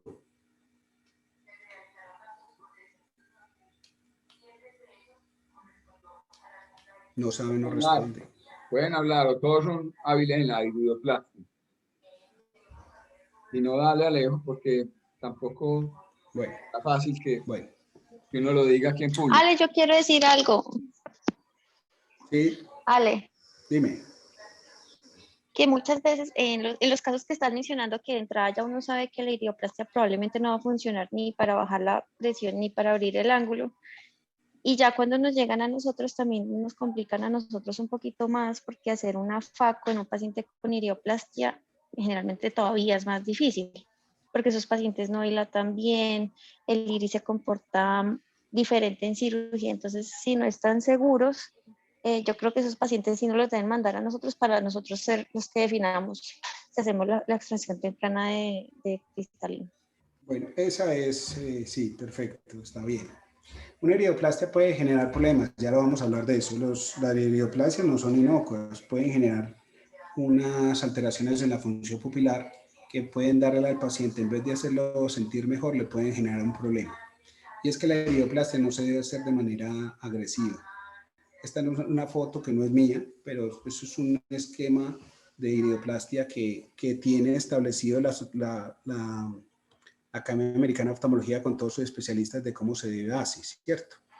Yo no la hago así, yo no la hago sino, yo hago gonioscopía y donde yo veo que está estrecho, le hago un poquito de iridoplastia y trato de evitar los cuadrantes de las 3 y las 9 para no dañar los nerviositos y no generar una midriasis paradójica. Inclusive a veces no hago en 360 grados, sino que le hago en 180 grados inferiores, ni siquiera son 180, sino que son como 120 grados inferiores, Y eso al paciente de todo modo le abre el ángulo un poquito y le genera un alivio. Esa es mi experiencia con la iridoplastia. Pero eso a veces al paciente le da un gran beneficio. ¿Listo? Bueno, si la quieren hacer, me piden compañía, yo los acompaño, o cualquiera de nosotros los acompaña, para que la hagamos juntos y aprendan a hacerla y cómo se debe hacer. Cada uno, perdón un momentico. Perdón un segundito. Qué pena con ustedes dos segunditos.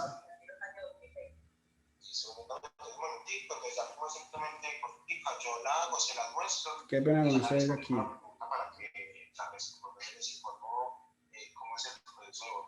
Ah, todavía no le han sacado la pregunta. Bueno, no, sigue ahí que cuando lo tenga lista me dices. Ahí, bueno, qué pena con ustedes la interrupción. Ya vamos a terminar. Entonces, pues yo les explicaré en el que quiera, o yo estoy seguro que Erika o Mafe, si alguno de ustedes considera que el paciente necesita una iridoplastia y alguno de nosotros definitivamente se los confirma que la pueden hacer, no dudaremos ninguno de nosotros en acompañarlos. Bueno, esta es una forma de cómo se hace por el doctor Robert Rich la iridoplastia. La iridoplastia se hace con el láser de argón, o en este caso el láser amarillo, con parámetros más bajitos que los que tiene el panel, pero es simplemente hacer unas quemaduritas muy periféricas en el iris. Pero la diferencia es que yo no la hago en 360 grados, sino donde realmente está estrecho, en gonioscopía. Bueno, y por último, la trabeculoplastia. La clínica está estrenando un láser que es muy bueno para hacer trabeculoplastia láser, la selectiva. También hacíamos la trabeculoplastia.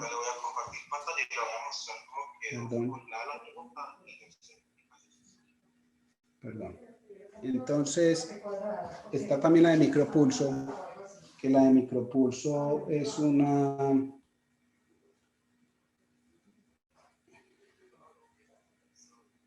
La de micropulso la veníamos usando hace muchos años y la verdad tengo unas estadísticas bastante chéveres que no están en esta charla, pero pudimos presentarlas en un congreso de glaucoma, en un congreso de glaucoma y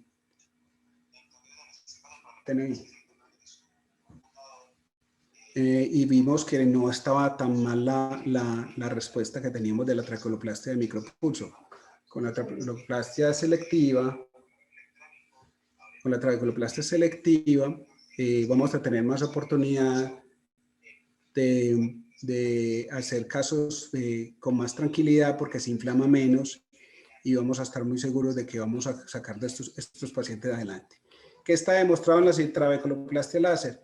Que la trabeculoplastia láser va a funcionar mejor en los pacientes de más edad, en los pacientes que tienen más pigmento en el ángulo que en los que no tienen pigmento, en los pacientes que tienen glaucomas tempranos y en los pacientes que están teniendo presiones más altas que los que tienen presiones más bajas. Entonces, eso no significa que vamos a hacer trabeculoplastia láser en un paciente que llegue con la presión en 50. No, estamos hablando de glaucomas crónicos, no de glaucomas agudos.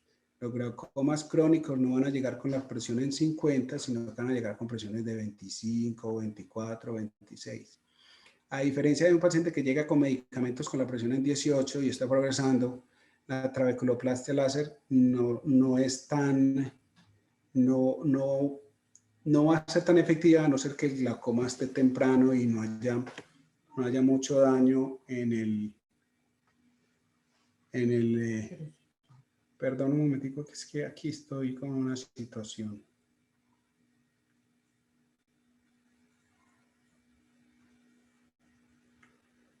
¿Tienen alguna pregunta mientras yo soluciono aquí una situación?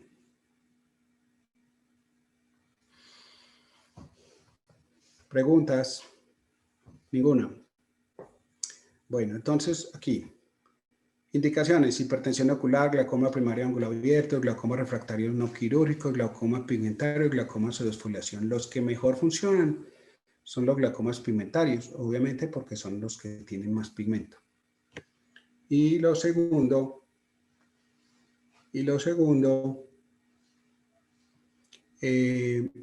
los pacientes que no tengan el glaucoma muy avanzado. Cuando yo tengo un glaucoma muy avanzado, la presión ocular va a generar un colapso del canal de Schlemm. Y ese colapso del canal de Schlemm, si ha sido muy permanente y prolongado en el tiempo, entonces no va a funcionar la trabeculoplastia láser. Entonces, no le vamos a indicar un láser de esto a una persona que ya tiene un daño avanzado. Vamos a sugerirle esto a un paciente que tiene un glaucoma leve o moderado y que tiene un trabéculo que se ve muy sano con una cantidad suficiente de pigmento. Cuando uno le hace una trabeculoplastia láser a un paciente sin pigmento puede funcionar, pero muchas veces el efecto no es duradero. Entonces la idea es como ir muy seguros a quién le va a servir y a quién no. Hacerlo es demasiado fácil, es supremamente fácil porque simplemente el láser de trabeculoplastia, esa láser selectiva, produce un spot que es del tamaño del trabéculo. Y lo que tiene que hacer uno es disparar uno al lado del otro, sin dejar espacio en él, y eso le da a uno más o menos entre 90 y 100 disparos alrededor del trabéculo. Dejo de volverte al anterior, profa. Gracias. La patofisiología de cómo funciona la trabeculoplastia láser es que, bueno, dependiendo del láser, ¿cierto? Entonces, la trabeculoplastia láser de argón lo que hacía es una microquemadura en un punto específico del trabéculo. Lo que hacía la cicatrización de esa microquemadura generaba tracción en la malla trabecular alrededor, y esa tracción abría los poros alrededor de la quemadura. Así se supone que funcionaba. La trabeculoplastia de micropulso actúa diferente porque como es un láser subliminal, genera una destrucción, una apoptosis de esas células endoteliales de la malla trabecular, haciendo que se renueven y pueden volver a funcionar de manera natural mejor. Es más o menos pues como un poco la teoría del procedimientos regenerativos, aunque pues todavía está muy discutido ese mecanismo. Y la trabeculoplastia láser selectiva ella genera un barrido mecánico del pigmento que está alrededor, pues dentro de la malla trabecular, generando destapa físicamente los poros de la malla trabecular. Eso genera también algunas lesiones en las células endoteliales, pero también hay un mecanismo de recuperación. Entonces, la mayoría de los procedimientos de trabeculoplastia láser no funcionan ahí mismo, hay que esperar. Y hay que esperar a que se haga ese mecanismo de regeneración. Y muchas veces puede ser, el efecto lo debe evaluar realmente, es más o menos entre las 8 semanas, más o menos, 2 meses, 6, 8 semanas. Es lo que uno más o menos espera para determinar si el láser funcionó o no. La probabilidad de que un láser de estos funcione depende mucho de los criterios de selección. Si uno no selecciona bien el paciente, las estadísticas van a ser más malas. Pero si uno selecciona bien el paciente, pues uno puede encontrar que hasta pues un 50% de los pacientes van a tener una mejoría importante a 5 años. Y eso es muy importante. ¿De acuerdo? Ahí están los parámetros con cada uno de los láseres, por si los quieren copiar. Yo les mando más tarde unas fotos que tomé. Bueno. Y la trabeculoplastia láser de SLT, pues este es el video de Robert Rich. Ay, quitemos el volumen. No tiene ciencia, es simplemente manejar un gonioscopio, y inclusive es como un lente de 3 espejos, pero tiene que ser porque si no dañan el láser. Este láser no se puede usar con el gonioscopio normal de 3 espejos, sino con este lente, porque si no se daña. Y es un disparo al lado de otro, despacio, ahí va muy rápido, porque ese video, pero un día estos grabo uno mío y se los muestro con más calma, como el que grabé de iridotomía. Listo. También tiene complicaciones, pero las complicaciones básicamente es por mala puntería, porque a veces hay láseres, hay vasitos del círculo mayor del iris que están ahí medio protuberantes, y si uno no se fija bien les puede dar y puede generar un ifema.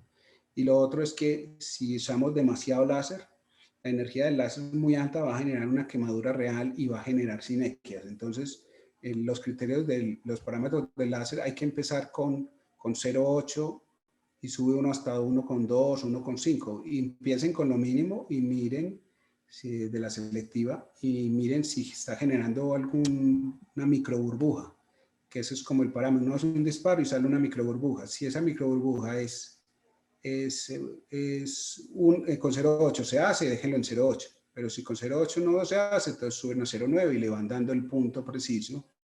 Pero empiecen siempre con la mínima energía y le van subiendo hasta que vean como ese efecto. No se les vaya la mano. Y lo otro es que estén seguros que le están dando al trabéculo. Cuando hay un poquito de recesión angular o cuando hay una inserción posterior del iris y queda como un espacio de recesión ahí y le dan a ese espacio de recesión, eso duele. No le peguen a esa parte y estén muy seguros de que le van a dar siempre al trabéculo. Bueno, muy bien. Bueno, ¿cuándo hacerla? En glaucomas de ángulo abierto. No se la hagan a los glaucomas avanzados. Mándenos los glaucomas avanzados. Manden los glaucomas que no están en capacidad, que ustedes no se sientan cómodos manejándolo, no lo van a mandar. Pero vamos entrando a estos procedimientos nuevos que ustedes pueden hacer.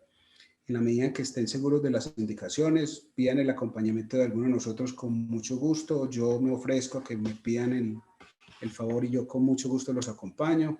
Y bueno, esa es como la idea. Los resultados a corto plazo de la trabeculoplastia láser son del 65 al 95% inicial y va a reducir bastante. Fallan mucho, tanto la LT como la SLT. La rata de falla es grande, pero tengo pacientes que les ha durado 10 años, como también tengo pacientes que les ha durado 2 meses. El secreto realmente no está claro, pero el secreto es que mientras el paciente tenga un daño menos avanzado y tenga bastante, no sé demasiado, pero suficiente cantidad de pigmento, la respuesta será mejor. Y de esto no vamos a hablar porque no lo tenemos. Muchas gracias. ¿Tienen alguna pregunta? Gracias. Yo, en pacientes pseudopacos, ¿Será que glaucoma primario de ángulo abierto, que también funciona? No está en la literatura no hablan de muy buenos resultados. Yo lo hago, a veces yo tengo pacientes muy delicados y yo a veces lo hago en pacientes pseudofáquicos porque yo no quiero llevar un paciente de estos a cirugía y de pronto sin habérmela jugado, en haber intentado por lo menos la trabeculoplastia, aunque el riesgo va a ser mínimo y que la probabilidad de éxito puede que sea menor del 50%, pero yo quisiera jugármela antes de tomar la decisión de llevar de un paciente esto a cirugía, porque a veces la cirugía pues no es la mejor opción. Y es como esa es la situación, pero sí está muy claro que los pacientes pseudofáquicos van a tener menos respuesta que los pacientes fáquicos. Ahora, también depende mucho del tiempo de evolución del glaucoma. Lo vuelvo a decir, si es un glaucoma, si es un paciente pseudofáquico que tiene un nervio óptico ligeramente excavado con presiones de 24, pues los estudios no están cogiendo este tipo de pacientes, sino que están cogiendo todos los pacientes pseudofágicos. Ahí hay un conocimiento que todavía no se tiene claro, pero si somos metódicos con el conocimiento científico existente actual, yo podría decirte que no es una contraindicación, pero el resultado es incierto todavía en evidencia. Otra pregunta, Alejo? Mil gracias, hermano. Muy claro, creo que para todos ha quedado la exposición. Muy buen expositor. Ya saben que el grupo de glaucoma está para acompañar a todos, para acompañarnos. Muchas gracias a todos por estar en este horario y bueno, que descansen. Feliz noche. Igualmente, mil gracias a todos por la asistencia. Noche. Buenas noches. Muchas gracias. Muchas gracias.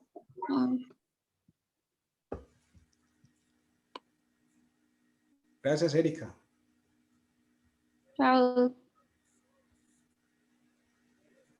Muy bien. Bueno, José. Muchas gracias, hermano. Muy buena asistencia. Me parece que la gente valora estos encuentros bastante. Bueno, no sé si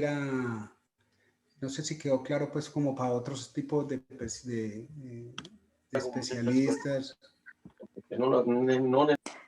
No quedó súper clara, doctor, súper buena. Qué bueno. Sí, Qué yo bueno que creo, le gustó. Alejo, muy buena. Bueno, Patricita, gracias. Chao Ay, a bueno, todos. no. Chao, chao. Chao. Mil gracias, Pati. Chao. Chao, chao.